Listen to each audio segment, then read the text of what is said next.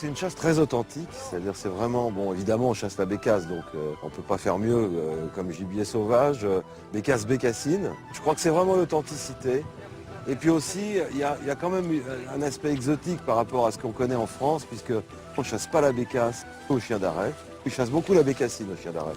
Mais la bécasse, on la chasse vraiment au Springer, avec la technique des petites traques à l'anglaise, où on poste un ou deux fusils en retour, très souvent, et puis un ou deux fusils marchent avec les Springer et les guides. Quand on vient en Irlande, il faut accepter de chasser comme les Irlandais, et ils chassent remarquablement bien.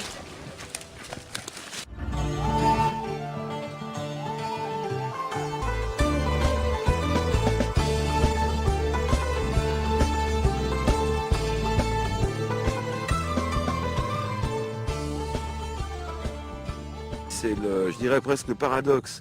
Le fait qu'on a chassé la bécasse dans des conditions qui ne sont pas les conditions de chasse traditionnelles en France où on chasse au chien d'arrêt. Ici, on chasse vraiment au Springer. Et puis la bécassine, à l'inverse, en France, peu de gens la chassent au chien d'arrêt. Alors que là, c'est vraiment uniquement au chien d'arrêt, ce qui est quand même assez extraordinaire. Et encore une fois, dans un cadre, dans des paysages qui sont inhabituels pour un bécassinier en France. Là, je pense qu'il y a à peu près il y a une dizaine de milliers d'hectares de tourbières, donc c'est infini. Je dirais on vient jamais sur le même endroit. C'est pas du tout, il n'y a absolument aucun endroit qui est aménagé.